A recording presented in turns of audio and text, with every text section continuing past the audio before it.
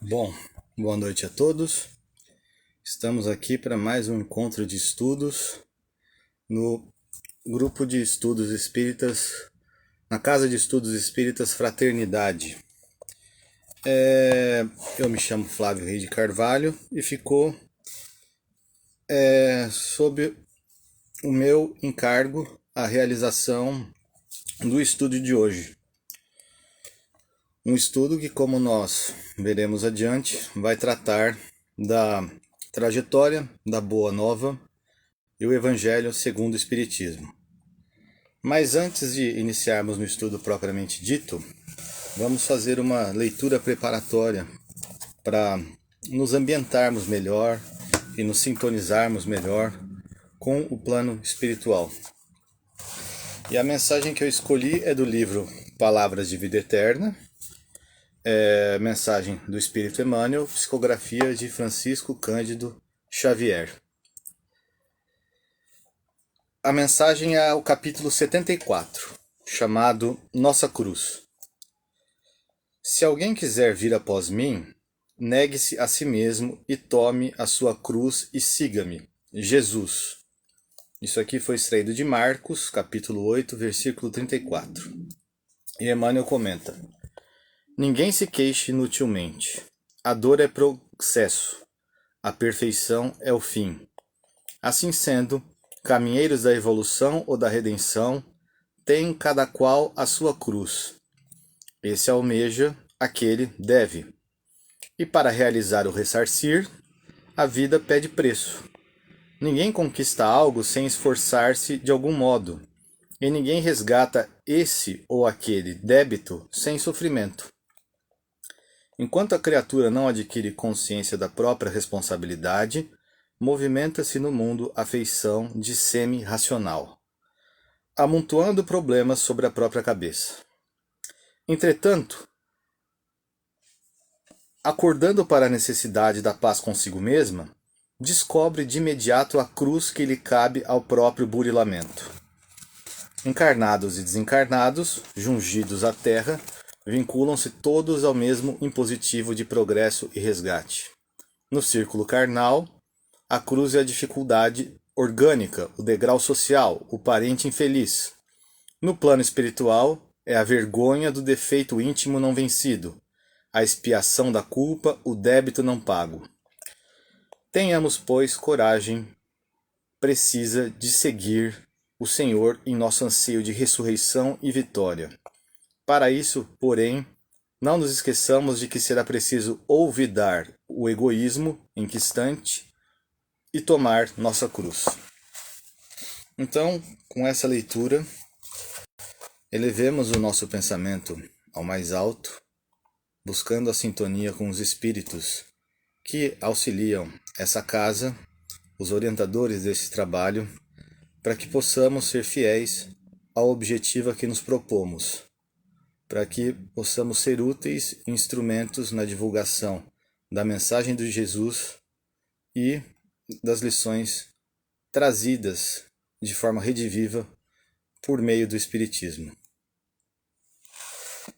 Bom, então, conforme nós anunciamos, o estudo de hoje vai tratar da trajetória da Boa Nova e o Evangelho segundo o Espiritismo. É um estudo que a gente vai fazer um percurso mesmo, uma espécie de linha do tempo, mas não se fixando tanto a datas, mas a fatos assim de relevância que ilustram um pouco como que foi essa trajetória do Evangelho, da Boa Nova, das lições de Jesus, desde o tempo em que elas foram legadas a nós por Jesus até chegar o Evangelho segundo o Espiritismo, que, como nós dissemos, ele teve esse papel de trazer de novo, ou de trazer de forma rediviva, essas lições de Jesus legadas por ele há 2000 anos atrás. Então, para o estudo, nós vamos usar alguns livros, né? A gente se baseia nos livros como o Boa Nova, o livro Emmanuel. Nós nos baseamos também no livro A Caminho da Luz. Essa foi talvez a fonte principal. e também no livro da Esperança. Então, quando nós pensamos em Evangelho, talvez a coisa mais útil para a gente começar a ter em mente não é nem tanto aqueles fatores materiais, aqueles fatores exclusivamente geográficos, aqueles fatores exclusivamente políticos ou econômicos da época. Mas a gente tenta ver como os espíritos interpretaram aquilo, como que eles tentam nos mostrar, como que eles dão o colorido daquela época para nós, para que dessa maneira nós possamos nos aclimatar às lições de Jesus, nos aclimatar a qual era a proposta que Jesus tinha para com aqueles ensinamentos e por que daqueles acontecimentos posteriores, por que daquele destino, né, do Evangelho, por que ele teve as eventuais deturpações e por que o papel do Espiritismo nesse processo de recuperação das lições de Jesus. E para a gente entender isso, a gente vai recorrer ao livro de Humberto de Campos para iniciar esse estudo. No seu primeiro capítulo, ele vai falar da época de Augusto. Augusto foi Augusto César, primeiro imperador romano. Ele governou de 27 a.C. a 14 depois de Cristo. Então ele pegou exatamente a fase do nascimento de Jesus. Essa datação aqui é interessante, que é um marco, né? É um divisor de águas a vinda de Jesus ao nosso planeta. E ele nos serve até de referência. Ele é como datação praticamente universal. Tem culturas que não usam essa datação em termos religiosos, mas a gente pode dizer que em termos de negócios, em termos ligados a aspectos materiais, essa datação é utilizada como padrão. A questão da vinda do Cristo como o referencial. Então, por mais que uma pessoa diga, a minha cultura remonta a 6.000 anos atrás, ou a minha cultura remonta a uma outra datação, na hora que essa pessoa preenche um cheque, ou na hora que alguém pergunta em que ano você está, aquela pessoa vai dizer, estamos em 2021. 2021 em relação ao quê? A vinda do Cristo. Então, Augusto foi a pessoa que estava nesse período.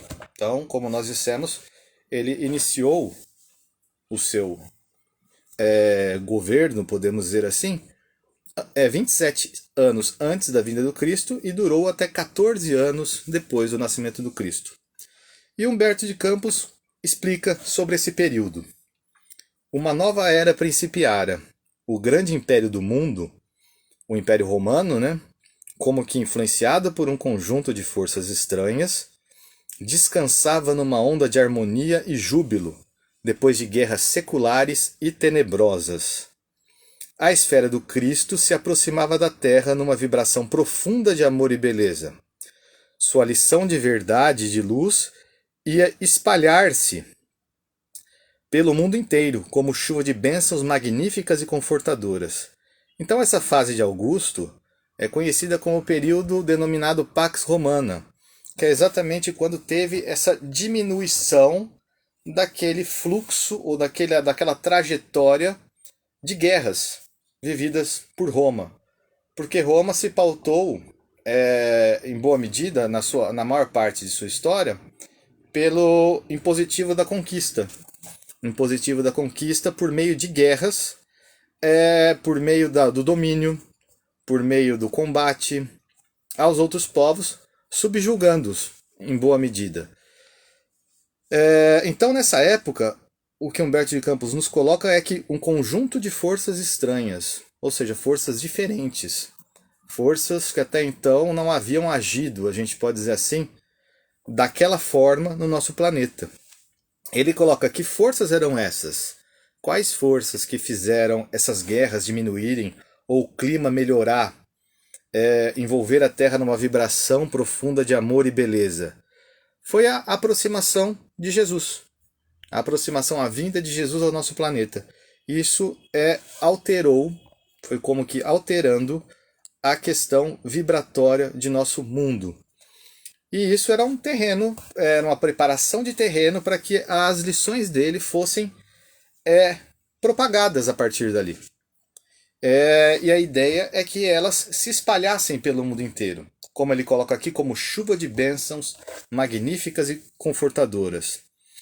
Como nós dissemos antes, a vinda de Jesus, em termos de datação, é até hoje utilizada como um divisor de águas.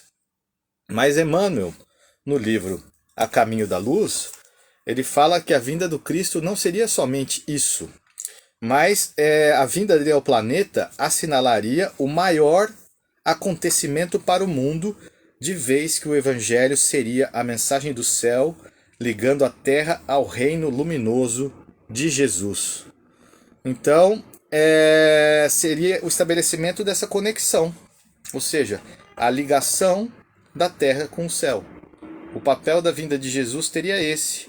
É por isso que na maior parte de suas lições, eles nos passa procedimentos, nos passa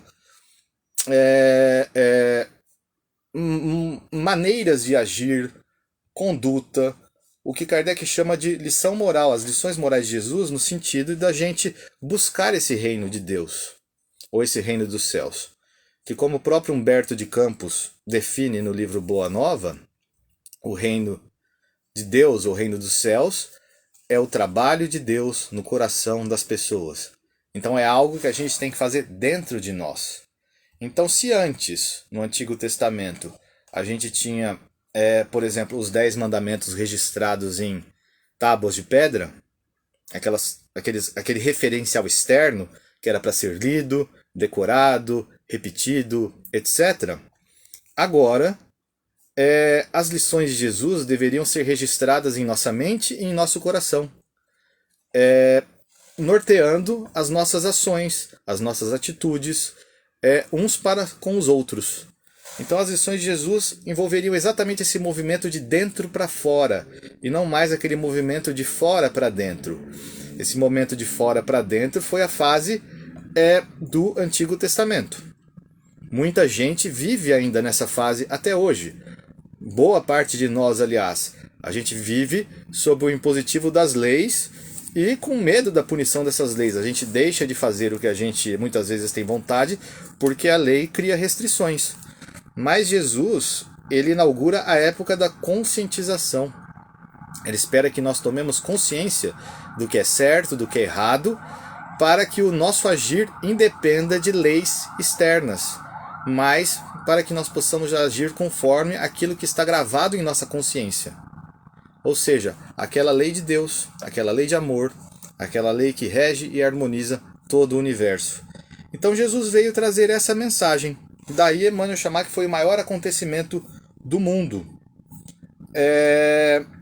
E a vinda de Jesus, o que é interessante a gente destacar, é que, segundo Emmanuel, a vinda de Jesus marcaria o que ele chama de maioridade espiritual da humanidade. Então ele diz, começava a era definitiva da maioridade espiritual da humanidade terrestre, de vez que Jesus, com sua exemplificação divina, entregaria o código da fraternidade e do amor a todos os povos. Então, essa metáfora da maioridade espiritual, o que Emmanuel usa como referência é que ele diz que nós, do ponto de vista intelectual, do ponto de vista racional, do ponto de vista social, a gente já tinha se desenvolvido bastante.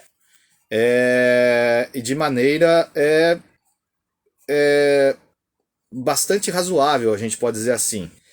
Em termos de filosofia, com os gregos, o pensamento grego, em termos de sociedade, com toda aquela organização, toda aquela estruturação criada pelos romanos, em termos de Estado, em termos de direito, em termos de organização social. Mas Emmanuel nos diz que essa maioridade espiritual implicava não só, ela traria junto com ela agravo de responsabilidades, mas ampliação de direitos também. A gente teria direito a fazer mais coisa, mas a gente teria também agravo de responsabilidades em relação a isso, deveres para cumprir.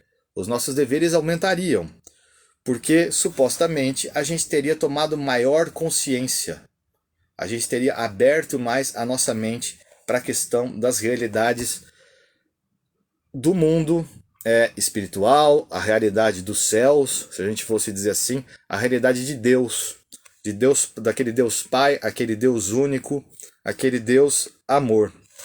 Então Emmanuel diz, essa maioridade espiritual, que implicaria agravo de responsabilidades e deveres, implicava a conscientização para a solução dos problemas educativos do coração. Então, o que acontece? Como que a gente pode pensar isso? A maioridade espiritual, aqui pelo menos no nosso país, ela é dada com 18 anos. Aí a gente pensa assim, uma pessoa com 18 anos, ela está plenamente madura? Não. Para algumas coisas, ela adquire, como a gente pode dizer, alguns direitos. Ela, por exemplo, pode circular em locais que até então não lhes era permitido. Ela pode tirar, por exemplo, carteira de habilitação, eventualmente, enfim, ter acesso a produtos que até então ela não tinha acesso. Mas tudo isso implica uma responsabilidade, porque o Estado pressupõe que, ao dar a maioridade àquela pessoa, ela está já apta para responder pelos seus atos em função daquilo, em função do acesso àquilo que até então lhe era proibido. Então, uma pessoa com 17 anos, se ela comete um delito, a gente pode dizer assim, ela recebe uma punição X. Se ela comete esse delito após os 18, a punição é outra. A punição é mais severa.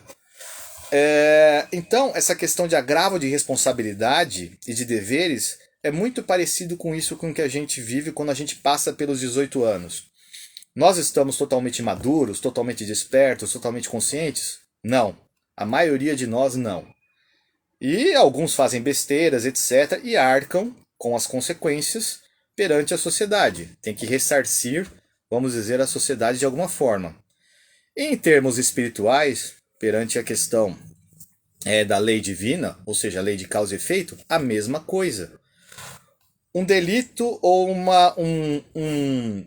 uma falta grave que seria cometida antes da vinda de Jesus ou antes do contato da pessoa no caso que cometeu esse deslize, antes dela ter o contato com as lições de Jesus, isso tem um peso perante a lei de causa e efeito. Mas após o momento em que ela tem o contato com as lições de Jesus, já ouviu dizer alguma coisa, já sabe, e mesmo assim ela insiste, o peso é outro. É bem diferente.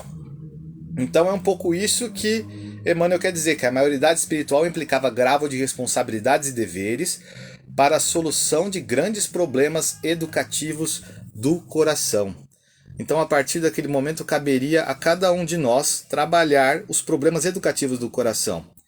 Mas o interessante é a gente notar que, se em termos gerais a maioridade espiritual foi decretada naquele momento, a gente não pode esquecer que, desde então, a todo instante, de maneira ininterrupta, cada um de nós vai passando por esse processo. Porque não necessariamente a gente se conscientizou ou tomou conhecimento das lições de Jesus naquela época. A gente está nesse processo desde então. Então, na medida em que a gente for se conscientizando, vai haver esse agravo de deveres e de responsabilidades, em termos de coração, em termos de sentimento, que é o que falta para nós para desenvolver, que é o que Emmanuel nos destaca. Racionalmente já estávamos bastante desenvolvidos, nos faltava e nos falta ainda a questão do sentimento. Continuando, se existia essa questão da maioridade espiritual, dentro desse contexto, o Império Romano tinha deveres e responsabilidades coletivos também, enquanto império. Ou seja, Emmanuel nos diz que haviam desígnios do plano invisível naquela época. Havia uma expectativa, Havia um planejamento, havia um projeto. E como a gente sabe, todo projeto é passível de se realizar ou não, conforme o previsto. Ele é passível de ajustes, ele é passível de dar errado, é passível, enfim, de surgir outro projeto, mas existia uma intenção que implicava agravo de responsabilidade e dever para o Império Romano. Então, o que Emmanuel coloca para nós é que a expectativa do plano espiritual para o Império Romano é que esse império levasse o mundo, levasse a efeito, né, a fundação de um único Estado na superfície do mundo, em virtude da maravilhosa unidade a que chegou. Essa unidade, a gente pode dizer, não é uma unidade assim, aquela coisa totalmente harmoniosa, etc. Mas a ideia de que, naquela época, o Império Romano já tinha se desenvolvido bastante em termos de estradas, em termos de comunicação, em termos de leis que davam conta, o que hoje a gente chama de um direito internacional. Naquela época já havia o chamado direito das gentes. Que mais? A questão de tolerância em termos de cultura, sobretudo em termos religiosos. Eles, naquele momento, na época da vinda de Jesus, eles não impunham a religião deles a ninguém, então eles toleravam a religião dos demais povos. E o que a gente não pode esquecer é que eles usavam uma língua única, uma língua oficial, o latim. Então, para aquela época, a gente pode dizer que é algo. O Império contornou todo o Mediterrâneo, tomou conta de tudo aquilo que estava em volta do Mediterrâneo. E, para o padrão da época, aquilo era quase que o domínio do mundo inteiro, do mundo conhecido, de boa parte dele. Uma espécie de globalização dentro dos limites da época. Muitas coisas que aconteceram naquele momento, posteriormente, né, com a queda do Império Romano, enfim, a gente vai entender um pouco mais sobre isso mais adiante, só viriam a ser reproduzidas novamente no século XIX. A questão de saneamento, a questão da construção, daquelas abóbodas, no mesmo molde que o Império Romano já fazia, água encanada e por aí vai, só no século XIX. Para a gente ter ideia, nessa época, Roma atingiu 1 milhão de habitantes. Só no século XIX é que uma cidade atinge novamente 1 milhão de habitantes. Então a gente vê o potencial que havia nessa época da vinda de Jesus e a expectativa que o plano invisível tinha em relação ao Império Romano. A gente chega até a poder inferir que o Império Romano não necessariamente precisaria ter caído. Ele caiu por motivações de desvios, mas não que fosse um plano o Império Romano cair. Então, Emmanuel continua que o objetivo dessa ideia da fundação de um único Estado na superfície do globo tinha a ideia, esse objetivo voltava-se a orientar a atividade geral para um grande movimento de fraternidade e união dos povos do planeta. Então, fraternidade e união por meio da educação e da concórdia. Então, era esperado que o Império Romano fizesse isso. Que por meio da educação e da concórdia, eles fossem ampliando, fossem harmonizando. Não precisaria ser em um século II, era um processo.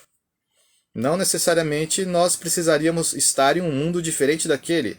Seria possível nós estarmos vivendo dentro de um Império Romano, enfim, desde aquele tempo até hoje, sem necessariamente ter uma idade média no meio, ter aquela queda, como a gente pode dizer, em termos culturais, em termos materiais do mundo. Mas a gente ter ido numa escalada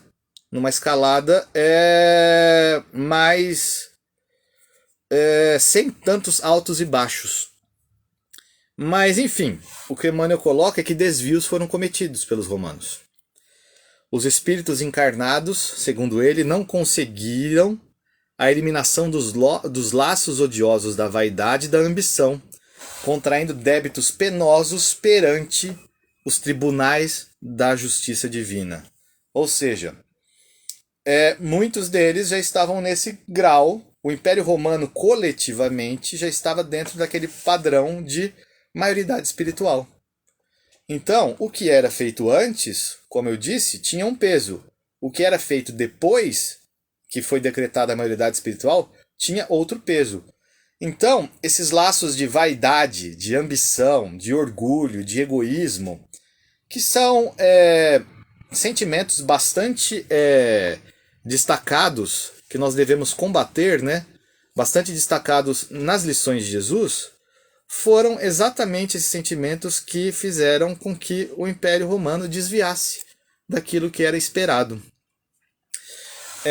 E isso fez com que débitos fossem contraídos. Então, o que Emmanuel coloca é que, decorridos 3 séculos da lição santificante de Jesus, surgiram a falsidade e a má-fé, adaptando-se às conveniências dos poderes políticos do mundo, desvirtuando-se de todos os princípios. O que mais que a gente pode dizer sobre isso? Enfim, nos anos 300 isso aconteceu. Ao longo dos anos 300. Então, essa má-fé, esse desvirtuamento do cristianismo às conveniências do mundo, conveniências políticas, desvirtuando os princípios. Isso iniciou com Constantino. A época de Constantino, entre 306 e 337, deu início a isso. O Edito de Milão foi proclamado nesse período. Aquele edito que tornava o cristianismo uma religião aceita entre as outras. Ele tornava o cristianismo como uma entre as demais religiões romanas, não a exclusiva. Mas posteriormente, por volta dos anos 380, o cristianismo foi transformado em a religião do Império Romano. Aí, nesse contexto, que adquire a ideia da uniformização, da ideia da universalização compulsória, a gente pode dizer assim, do cristianismo. Então, dentro do Império não se aceitaria outra religião que não fosse o cristianismo. O catolicismo tem suas origens aí. O primeiro concílio, inclusive, que determinou a ortodoxia do cristianismo, o que seria cristianismo e o que não seria, foi feito na época de Constantino, por exemplo. Então, Emmanuel comenta: em vão o mundo esperou as realizações cristãs iniciadas no Império de Constantino.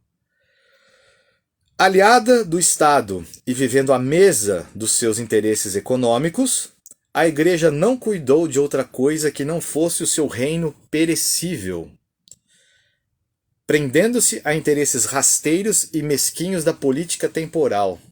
Então, a gente pode ver, interesses aliada ao Estado, ela se vinculou aos interesses econômicos, cuidou só da questão do mundo perecível, do mundo material, e se prendeu aos interesses da política do mundo. Então a Igreja, ou seja, a religião, o cristianismo oficial, ele ficou refém ou ficou adaptado a isso. E Emmanuel continua. E aí nós pegamos um trecho do livro Emmanuel. Dali para frente, a doutrina de Jesus perdeu a simplicidade, transformando-se num edifício de pomposas exterioridades. Nós não dissemos que o cristianismo veio para fazer um trabalho dentro de nós? Construir o reino de Deus dentro de nós, o reino dos céus dentro de nós? Olha só, transformou num edifício de pomposas exterioridades. Ou seja, um edifício, algo externo a nós. Não somos nós. E pomposo. E ele continua. pagãos convertidos foram adaptando a igreja a todos os sistemas religiosos do passado. Pouco a pouco, o evangelho quase desapareceu sob as despóticas inovações. Então é nesse momento que a gente vê, por exemplo, os cultos cristãos passando a ser realizados em basílicas, as basílicas sendo utilizadas como prédio padrão, a gente pode dizer assim, para a realização desses cultos. Aquela que tem aquela abóboda em cima, etc., que serve de exemplo, que serve de modelo até hoje para muitas igrejas, né? Com aquelas naves, né? Aqueles corredores e essa abóboda central. Enfim, o uso de incensos, isso aí vem das antigas religiões romanas. A adaptação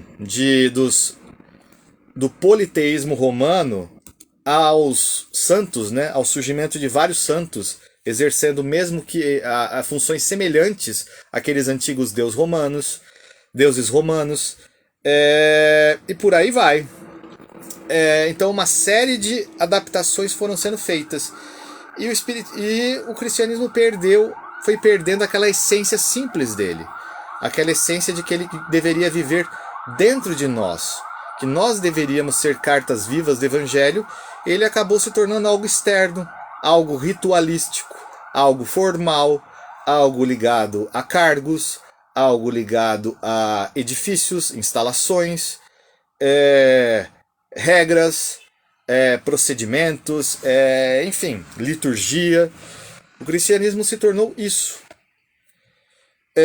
Então, isso marcaria, a gente estava aqui então por volta dos anos 300, quando a gente passa por século seguinte, a gente tem a chamada queda do Império Romano, 476 depois de Cristo. E essa queda do Império Romano, a gente sabe que é uma data formal, assim, que o Império Romano, o Império do Oriente, continuou. O que caiu foi o lado ocidental. Mas, apesar dele ter caído, em termos de cultura, aquele sentimento continuou, né? De império.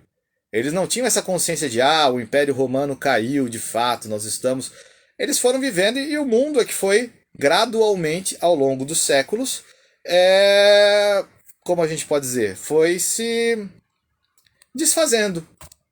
As pontes foram caindo, as estradas foram sendo tomadas pelo mato, não havia mais aquele Estado para garantir a manutenção daquilo. Ficou deixado ao relento. E a própria natureza das coisas, como era um desenvolvimento material, a gente pode dizer assim, um desenvolvimento perecível, tomou conta disso e deixou, e a coisa foi sendo gradualmente corroída. Que é aquilo que Jesus nos diz, não colocar o nosso coração aonde o ladrão rouba, aonde a traça come, ou aonde o ladrão, a traça e a ferrugem corrói. Mas a gente fixar o nosso coração nas coisas imperecíveis, nas coisas dos céus. E o que aconteceu aqui foi que o mundo perecível, aquele mundo perecível romano, ele foi gradualmente corroído pela própria ação do tempo.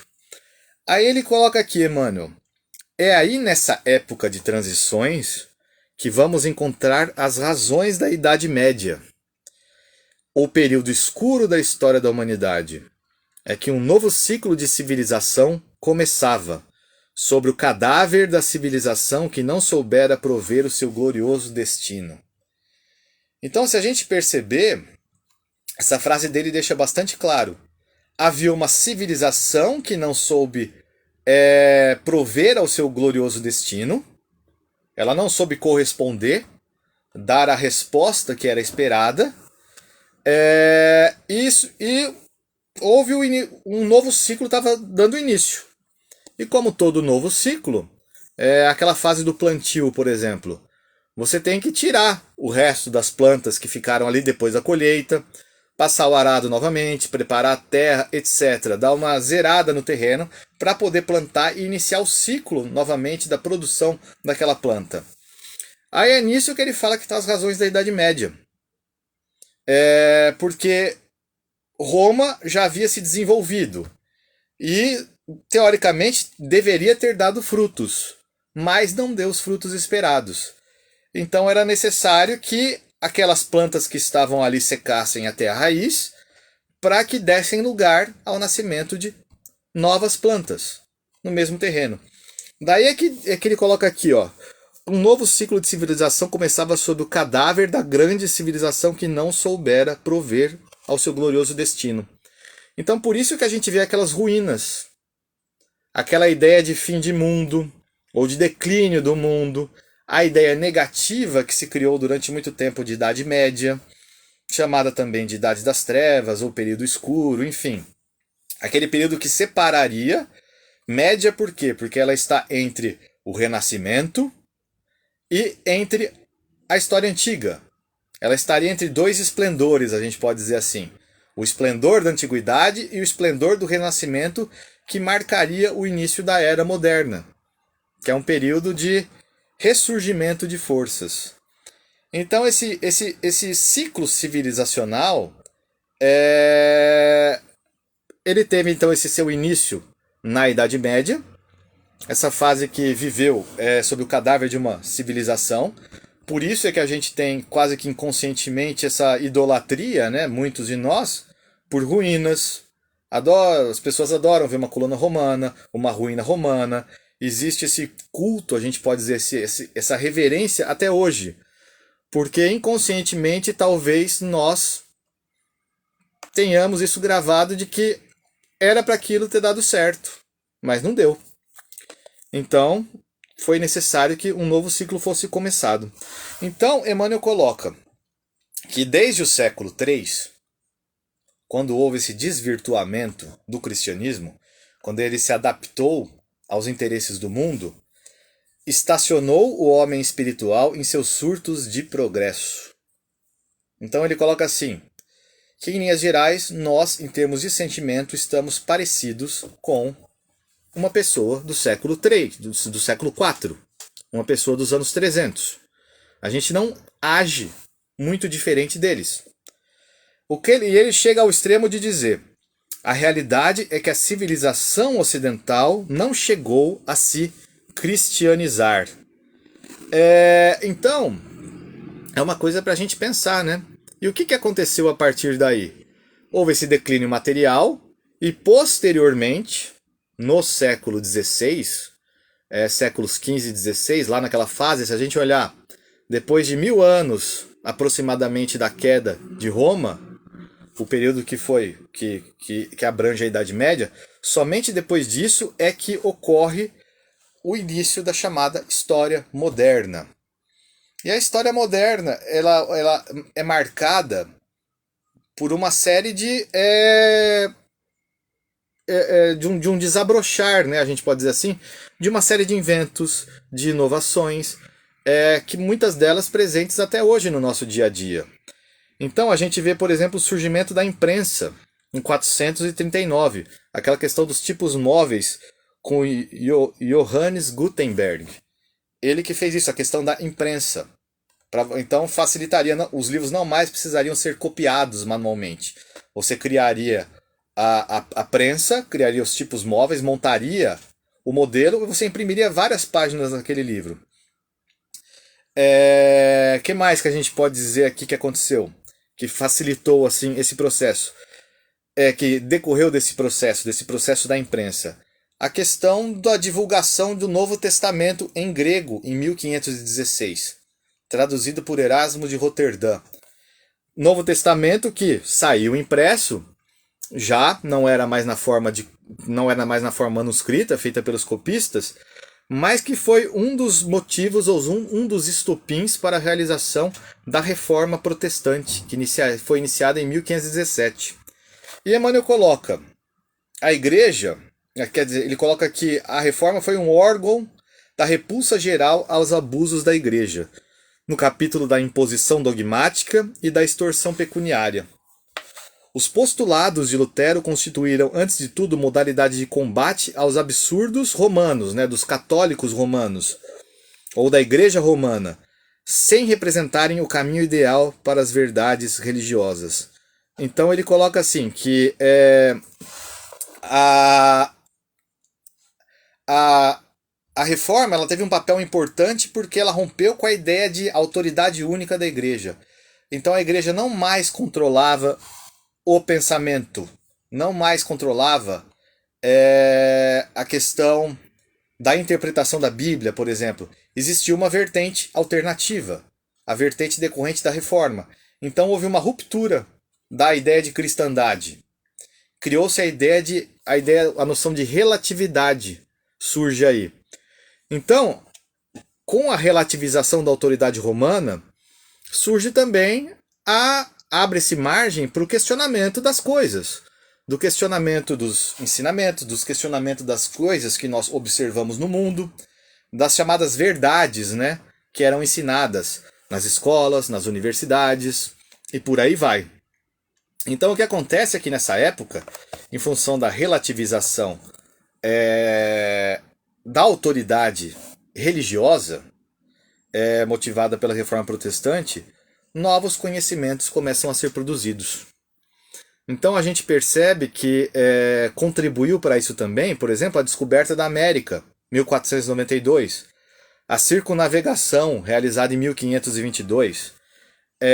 Então com isso, só nesses dois elementos, a questão da descoberta da América e a circunnavegação, é a ideia de que a Terra não era plana, mas era redonda.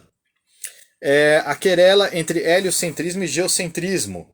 Ou seja, quem que gira em torno do quê? É a Terra que gira em torno do Sol ou o Sol que gira em torno da Terra. Então, o heliocentrismo é essa ideia de que nós giramos em torno do Sol. E o geocentrismo seria que a Terra seria o centro do universo. Então essa ideia foi relativizada também, em prol da ideia do heliocentrismo. E uma coisa que aconteceu nessa época foi a paulatina valorização da matemática, dos ensinamentos matemáticos. Porque os nossos sentidos, o ver, sentir, observar, eles começaram a ser vistos como algo falível. Porque quando a gente está no nosso mundo, a gente pensa que ele é plano. Aí de repente eles chegaram e viram, não, o mundo é redondo. Essa questão das estrelas. As estrelas giram em torno da Terra. Não, a Terra é que gira em torno delas. Então a gente começou aquela ideia de não podemos confiar em tudo aquilo que a gente vê. Mas a gente precisa provar isso de alguma forma. Então com isso houve a valorização da matemática. De modo que no século XVII surge aquela ideia de racionalismo, o chamado racionalismo, baseado na elaboração de sistemas matemáticos explicativos. René Descartes é um desses pensadores que criou esses sistemas, o chamado método dedutivo. Você elabora um sistema na sua mente capaz de explicar as realidades à sua volta. Então a ideia do racionalismo era um pouco isso. No século XVIII, a corrente foi no sentido um pouco inverso. Como a gente sabe, nós humanos tendemos a ser exagerados, né? E o racionalismo chegou nos seus exageros, nos excessos de abstração. Aí veio o iluminismo do século XVIII e criticou o método dedutivo, aquele método que você se baseia unicamente em reflexões, para depois ir para os fatos, para ir para a realidade. Mas há um recuo no sentido de valorizar o empirismo e o experimentalismo. O empirismo o que é? Você observar as coisas, mais associado agora ao experimentalismo. Você observa e faz experiências para ver se a sua observação está correta. Então não era a questão de você simplesmente observar e dizer o que você está vendo, mas você provar. Aí você usava a matemática para provar isso, mas induzido pelos fatos. Isso no século XVIII. No século XIX, na época de Kardec, a gente pode dizer que essa questão do método indutivo, desse método empírico, esse método que parte do material, para a partir daí a gente refletir, a gente criar abstrações em cima disso, a gente pode dizer que esse método chegou ao extremo, com o chamado cientificismo. E o cientificismo marcou a exclusão de tudo aquilo que não pudesse ser verificado empiricamente ou experimentalmente. Tudo aquilo que não pudesse ser observado ou verificado por meio dos nossos sentidos. Então, o que acontece? É no século XIX em que a ideia de religião, a ideia de Deus, passa a ser questionada de maneira mais dura. Que há essa separação entre ciência e religião. É no século XIX que a gente pode dizer que isso adquire uma evidência maior. E é exatamente nesse século XIX que nasce Kardec, em 3 de outubro de 1804. E Emmanuel diz, com a sagrada missão de abrir caminho ao Espiritismo, a grande voz do Consolador prometido ao mundo pela misericórdia de Jesus Cristo. Aí Emmanuel continua, a tarefa de Kardec era difícil e complexa. Competia-lhe reorganizar o edifício desmoronado da crença, reconduzindo a civilização às suas profundas bases religiosas. Então a gente viu que se lá para trás o cristianismo foi erigido, quando houve aquela adaptação aos interesses do mundo, em um edifício de pomposas exterioridades, algo exterior, algo material, a gente pode dizer que durante esse processo, a crença, a chamada fé, aquela coisa que deve tocar o nosso coração, que deve ocorrer dentro da gente, ela acabou também sendo prejudicada. E ele fala aqui, o edifício desmoronado da crença. Porque nessa época moderna, como nós vimos aqui, a religião foi sendo cada vez mais questionada pela ciência. De modo que no século XIX elas eram quase que dissociadas, né? Ciência e religião. Então cabia ao Kardec, né, com o Espiritismo, reorganizar o edifício. Aquele edifício que foi construído de maneira errônea lá atrás, ele reorganizar esse edifício desmoronado da crença, reconduzindo a civilização às suas profundas bases religiosas. Ou seja, voltar para a essência da mensagem de Jesus. E o que Kardec usou para fazer isso? É algo que todos nós, em boa medida, já ouvimos em algum momento em alguma palestra espírita. A questão da observação e a questão da experimentação. Kardec não se desviou do padrão científico da época, ou seja, de maneira lógica, racional, baseando em fatos e fenômenos observáveis. A gente tem que lembrar que o que motivou Kardec, o que chamou a atenção de Kardec para a questão dos espíritos e dos ensinamentos que aqueles espíritos estavam transmitindo, foram as mesas girantes. Um fenômeno físico, um fenômeno observável e um fenômeno passível de você realizar experimentação. Perguntas e respostas, por exemplo, para os espíritos. Ou confrontar mensagens ao longo, mensagens de diferentes partes do mundo, psicografadas por médiuns que não se conheciam, mas que apresentava conteúdo similar. Ou seja, a universalidade do ensinamento dos espíritos. Que é uma coisa parecida com o que a gente faz, com que a física elabora os seus princípios, os seus fundamentos. Que é o princípio da universalidade. Você joga uma pedra, solta uma pedra aqui, ela cai numa velocidade x até o chão. Você vai no pico do Everest, solta a mesma pedra, ela cai na mesma velocidade. Aí vem a lei da gravidade. Ou seja, são critérios que são válidos para todos os lugares. E as lições dos espíritos, Kardec usou esse pressuposto parecido. Ele pegou aquilo que aparecia nas mais variadas regiões, nas mais variadas mensagens provenientes dessas diferentes regiões e sem um médium ter conhecimento daquilo que o outro médium estava fazendo. Então, o espiritismo ele tinha um papel nesse contexto. Ele vinha reabilitar o cristianismo que a igreja deturpara, semeando de novo os eternos ensinamentos do Cristo no coração dos homens. É isso que Emmanuel nos destaca. Ou seja, a gente veio retomar, o Espiritismo vem com o papel de retomar aquele curso que foi desviado no século IV, nos anos 300, quando houve a institucionalização da religião por parte do Império Romano, dos poderes romanos. E o Espiritismo ele tinha um papel, ele trazia uns princípios, né? Como a renovação íntima, que não se ilude com reformas exteriores, para concluir que a única renovação apreciável é a do homem íntimo. Ele traz o critério também da responsabilidade, ensinando a lei das compensações no caminho da redenção e das provas do indivíduo e da coletividade. Estabelece o regime da responsabilidade em que cada espírito deve enriquecer a catalogação de seus próprios valores.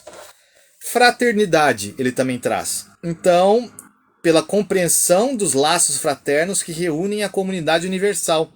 Ensina a fraternidade legítima dos homens e das pátrias, das famílias e dos grupos. Então, a necessidade de renovação íntima. Ou seja, que os ensinamentos devem brotar dentro de nós, se desenvolver dentro de nós e não externamente. A questão de responsabilidade, a lei de causa e efeito. Nós nos tornamos conscientes dos nossos atos e responsáveis por esses atos. É o agravo das responsabilidades e deveres que ocorreu lá atrás.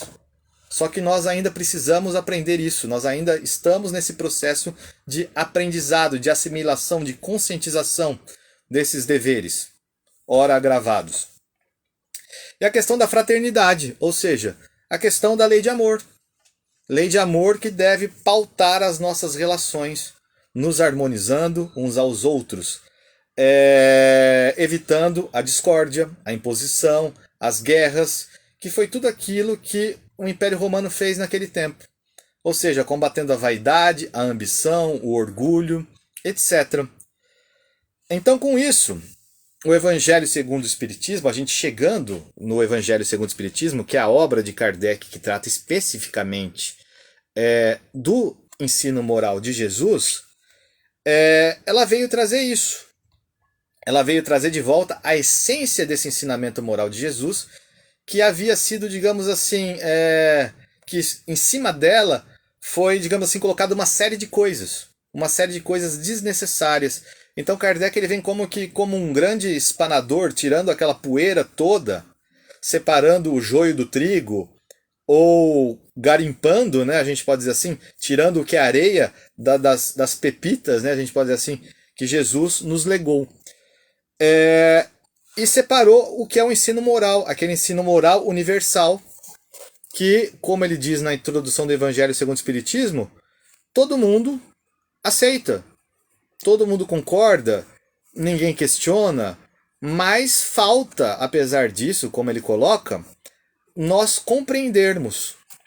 Então vem aquela ideia de evangelho, que o evangelho deve ser, que Emmanuel coloca no livro Renúncia, que o evangelho deve ser conhecido, meditado, sentido, vivido. Então a gente está nesse processo de conhecer, meditar, sentir e viver as lições do evangelho. A gente está nesse processo de conscientização. A gente está nesse processo de buscar as nossas realizações no plano moral. E para finalizar, a gente vai pegar aqui uma mensagem, o trecho, né, de uma mensagem de Emmanuel, que serve de prefácio ao Livro da Esperança. O Livro da Esperança foi um livro lançado em 1964, quando a primeira edição de O Evangelho segundo o Espiritismo, que chamava à época Imitação do Evangelho segundo o Espiritismo, lançada em 1864, ela completou 100 anos. E Emmanuel escreveu esse livro em homenagem aos 100 anos do Evangelho segundo o Espiritismo. E, como prefácio, ele coloca uma mensagem de agradecimento a Jesus e a Kardec pelos 100 anos daquela obra, e ele destaca o papel dessa obra, a importância dessa obra. A gente vai ler esse trecho. Obrigado, Senhor. Há um século convidaste Allan Kardec, o apóstolo de teus princípios, à revisão dos ensinamentos e das promessas, que dirigiste ao povo no Sermão da Montanha, e deste-nos o Evangelho segundo o Espiritismo. Então aqui a gente vê que a essência do ensinamento de Jesus está no Sermão da Montanha. E Kardec foi o responsável pela revisão desses ensinamentos, por trazer de novo esses ensinamentos de forma rediviva. E esses ensinamentos estão contidos no Evangelho segundo o Espiritismo, é o que Emmanuel destaca. E ele continua: desejavas que o teu verbo, como outrora, se convertesse em pão de alegria para os filhos da terra, E chamaste-nos à caridade e à fé, para se nos purificassem as esperanças nas fontes vivas do sentimento. Ou seja, a gente buscar esse caminho do desenvolvimento do campo do sentimento que foi deixado lá para trás. Como o Emmanuel disse, a civilização não chegou a se cristianizar. A gente precisa se desenvolver no campo do sentimento ainda. Então a gente tem que voltar nas fontes vivas do sentimento, ou seja, nos ensinamentos de Jesus, que são os ensinamentos que nos tocam dentro de nós. Aí ele continua: mensagens de renovação, de paz e renovação clarearam o mundo. Diante das tuas verdades, que se desentranharam da letra, abandonamos os redutos de sombra a que nos recolhíamos, magnetizados por nossas próprias ilusões. E ouvimos-te de novo a palavra solar da vida eterna. Então a gente vê a metáfora de luz e sombra. Kardec trouxe, em contraposição àquele período escuro da Idade Média, que veio em seguida ao desvirtuamento das lições de Jesus, ele trouxe aqui a questão da iluminação.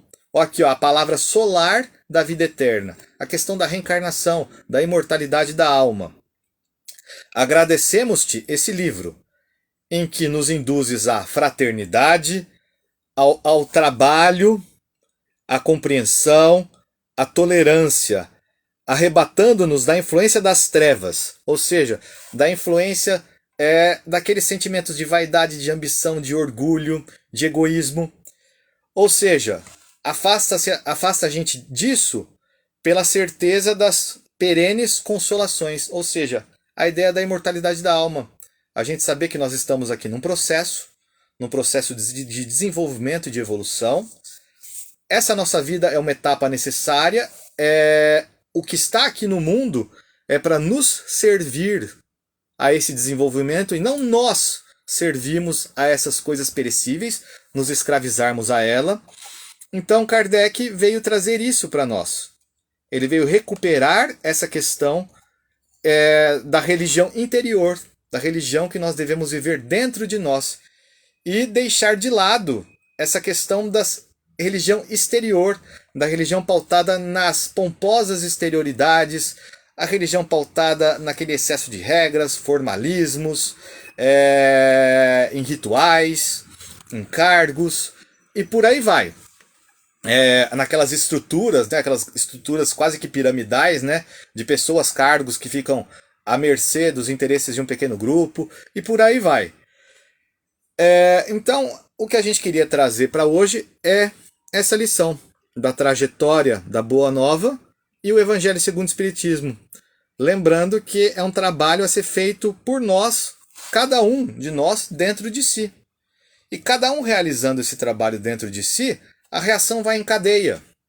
Então, se inicialmente Emmanuel nos diz nesse livro Emmanuel, nós devemos nos preocupar em afinizar o nosso coração às lições de Jesus, para daí buscar esclarecer, iluminar e orientar o próximo por meio dos nossos atos, dos nossos exemplos.